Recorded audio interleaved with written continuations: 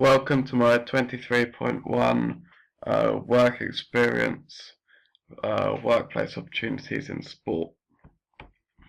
So in sports industry there are three providers. You've got voluntary, public and private. Voluntary is mass participation run by volunteers, which is like non-profit. It caters for all ages and abilities. Volunteers work for a non-profit and offer services to all ages and abilities. This can be in a variety of sports such as football, rugby and netball. These clubs or sessions can be run by teachers during school or after school or on a weekend to improve basic skills, or in a holiday for like a holiday camp. The public sector, so that's council run exercise venues. Majority of the time they're free of charge. For example, the basketball courts on Brighton seafront. They're public facilities open to anyone who is willing to use them. For example, other facilities such as the King Alfred public pool. They can also be used as a workout space to improve overall health and fitness, such as Hove Park outdoor fitness facilities, which is a new kind of body weight sort of outdoor gym based machinery, which is free to use in Hove Park, and this could improve like muscular strength and overall fitness attributes without paying that charge to go private. So the last one is private, which is a profit business, which is members only, and their main aim is to get growth and profit. So private sports industry providers in the recent years have developed rapidly due to the rise in health and fitness. For example, there are now 2 gyms in Brighton run by the Gym. You've got one on London Road and at Madeira Drive. So that's just one company having 2 gyms in Brighton. And the Gym have now over 100 clubs within the UK. Private sports industry areas require having a membership with a monthly or annual fee to use the facilities. However, there is a better range of equipment with state-of-the-art facilities such as Virgin Active in Falmer. They offer facilities such as a spa, swimming pools, tennis courts, fitness classes, a gym, and anything you'd expect to see at a fitness health club. So, 4 sectors in the sports industry: health and fitness, sports and exercise science, sport and recreation, and outdoor education. So health and fitness. Health and fitness sector focuses on maintaining health and fitness or improving it. This can be done in a variety of ways such as muscular strength, cardiovascular fitness and also flexibility.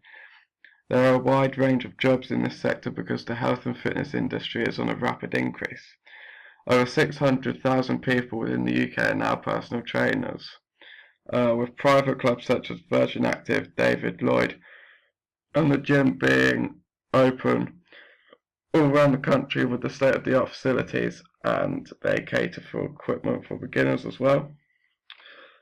Sport and exercise science is developing quickly due to the amount of new technology being offered. So this helps with psychology, physiology and biomechanics. These are 3 main areas within the sport and exercise science. Professional teams and players of any sport now use a degree of sports science to get better or better themselves as a player. Sport and recreation. So sport and recreation will involve organising fixtures for a team or coaching leisure activities such as swimming or badminton. As a sport and recreation organiser, you'll have to develop and plan the sessions from start to finish. This could be as a PE teacher or as a swim instructor. Due to more holiday camps being open and with the government initiatives, jobs in this sector are becoming more readily available. Outdoor education. So outdoor education is being offered more within the last 10 years due to new facilities being opened. The health and safety of outdoor education means that it is available to all ages and abilities. There are now numerous centres around the country for rock climbing, kayaking and other water sports. So sport and recreation. So I've picked PE teacher, so full-time teaching is normally for 39 weeks a year, usually from 9 AM to 3 PM if you're working in a secondary school. but start times and finish times can vary due to PE teachers offering clubs after school. So they can organise the matches and the practice sessions. And if you're at a private school or at a college, then games will be midweek, or it could even be on Saturday mornings. So the salary for a PE teacher is 22,000 up to 33,000, or up to 38 if you're within a city school. And you'd have to have a DBS check to work with the children, and you'd organise your own lessons. So you'd have to have the skill set of being confident, being enthusiastic, and helping everyone out to get the best out of the students. So the strengths of being a PE teacher are your majority of the job is very active, so you're always coaching or helping students. But then weaknesses of the job can include if a kid's not very enthusiastic, or if you have a class with a lower ability who aren't normally into physical activity sports, then it may be hard to encourage them, and the lesson could drag on a bit. So for a sports science job, I chose a nutritionist. So on a normal week, they would work up to 38 onwards of hours. Starting salary would be £21,000 a year.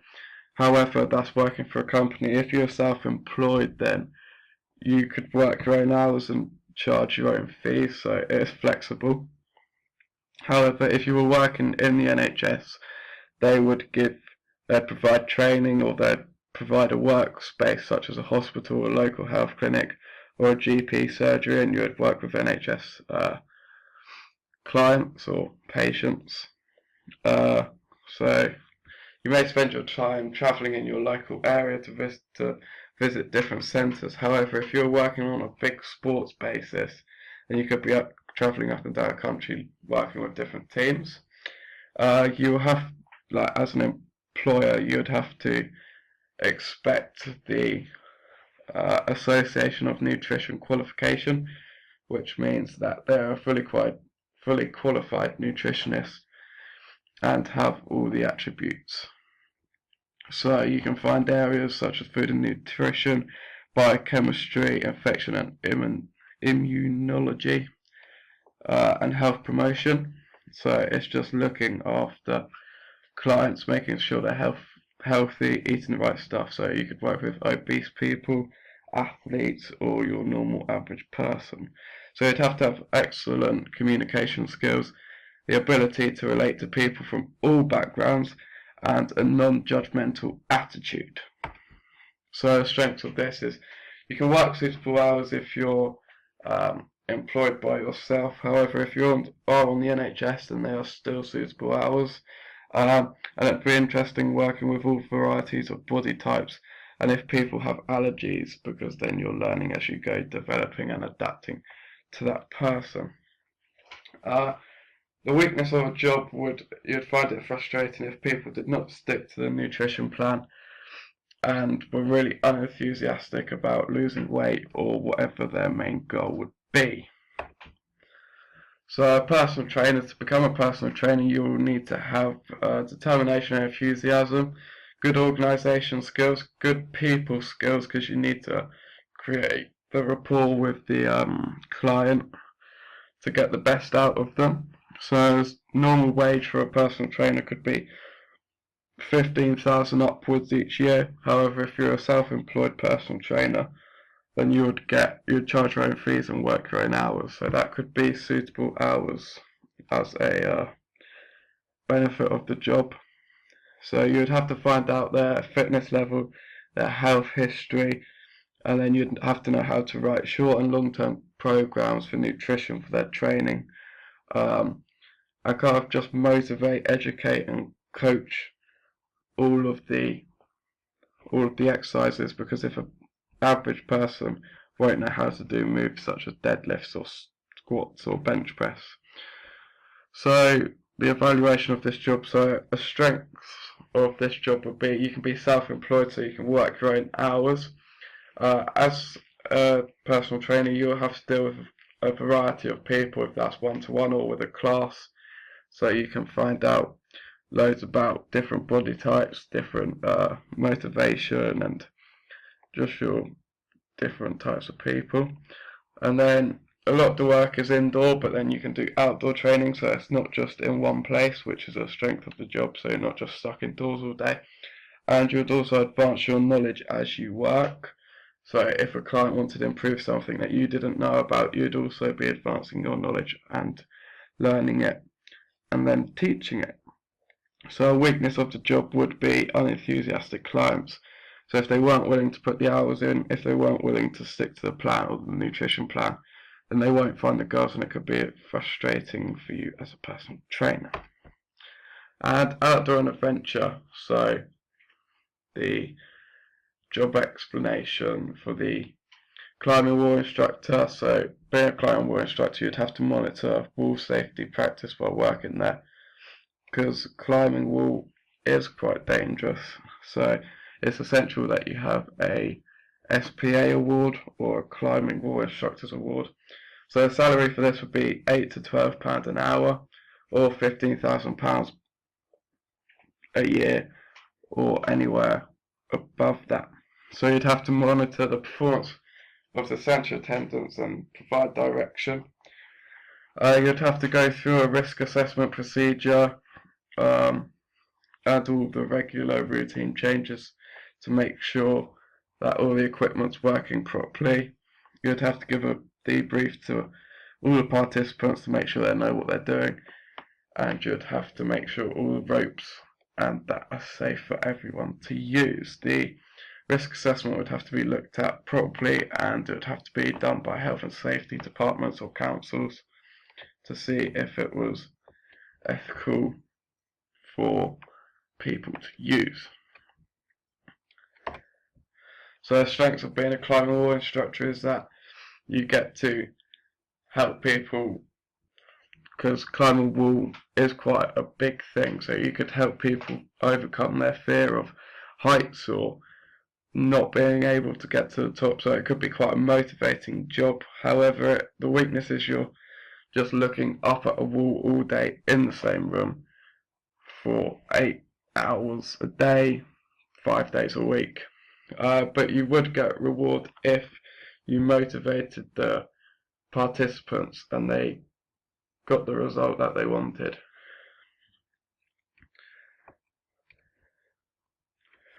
So my job opportunity choice justification as a personal trainer.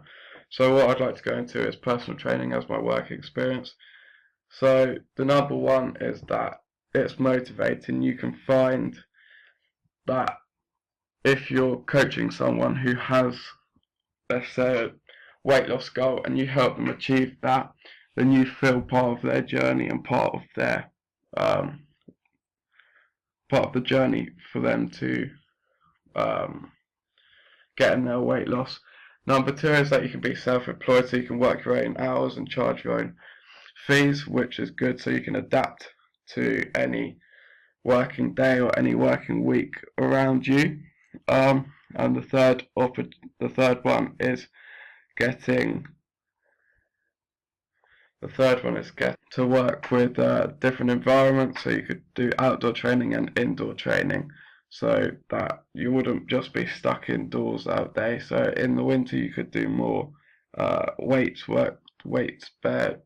based stuff, and in the summer you could do more outdoor functional training and kind of make it more interesting for your client and for yourself.